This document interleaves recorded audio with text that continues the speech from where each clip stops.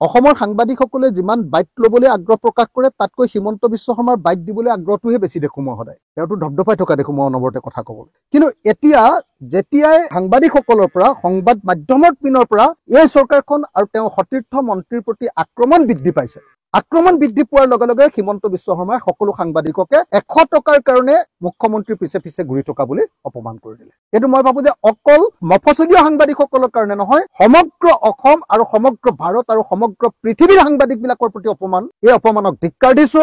এনেকুৱা ধৰণৰ অপমানজনক বক্তব্য ভৱিষ্যতে প্ৰদান নকৰিবৰ কাৰণে আহ্বান জনাইছো আৰু এই বক্তব্য প্ৰদান কৰাৰ কাৰণে তেখেতক ৰাজহুৱাকৈ ক্ষমা খুজিবৰ কাৰণে মই দাবী উত্থাপন কৰিছো। অসমৰ মুখ্যমন্ত্ৰীয়ে জয়ন্ত মল্ল বৰুৱাৰ সমানেই আচলতে সাংবাদিকসকলক অপমান কৰিলে।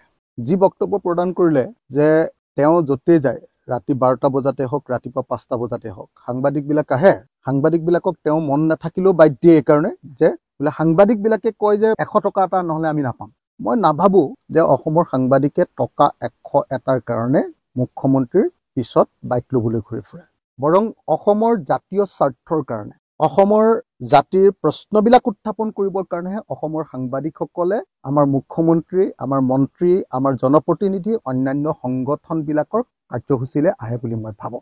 এজন মুখ্যমন্ত্ৰীয়ে ক'ৰবাত যেতিয়া আহে তেতিয়াহ'লে কোনোবা এটা অনুষ্ঠান উদ্বোধন কৰিবলৈ বা কিবা এটা কথা ক'বলৈ আহে ৰাজহুৱাকে, তাত সাংবাদিকে বক্তব্য সোধাটো সেইটো এটা তেনেই স্বাভাৱিক পৰম্পৰা এটা। মইতো ভাবোঁ যে অসমৰ সাংবাদিকসকলে যিমান বাইট ল'বলৈ আগ্ৰহ প্ৰকাশ কৰে তাতকৈ হিমন্ত বিশ্ব শৰ্মাৰ বাইট দিবলৈ আগ্ৰহটোহে বেছি দেখো মই সদায়। তেওঁতো ধপধপাই থকা দেখো মই অনবৰতে কথা ক'বলৈ। কিন্তু এতিয়া যেতিয়াই সাংবাদিকসকলৰ পৰা সংবাদ মাধ্যমৰ পিনৰ পৰা এই চৰকাৰখন আৰু তেওঁ সতীৰ্থ মন্ত্ৰীৰ প্ৰতি আক্ৰমণ বৃদ্ধি পাইছে, আক্ৰমণ বৃদ্ধি পোৱাৰ লগে লগে হিমন্ত বিশ্ব শৰ্মাই সকলো সাংবাদিককে 100 টকাৰ কাৰণে মুখ্যমন্ত্ৰীৰ পিছে পিছে ঘূৰি থকা বুলি অপমান কৰি দিলে। এইটো মই ভাবো যে অকল মফচলীয়া সাংবাদিকসকলৰ কাৰণে নহয়, সমগ্ৰ অসম আৰু সমগ্ৰ ভাৰত আৰু সমগ্ৰ পৃথিৱীৰ সাংবাদিকবিলাকৰ প্ৰতি অপমান।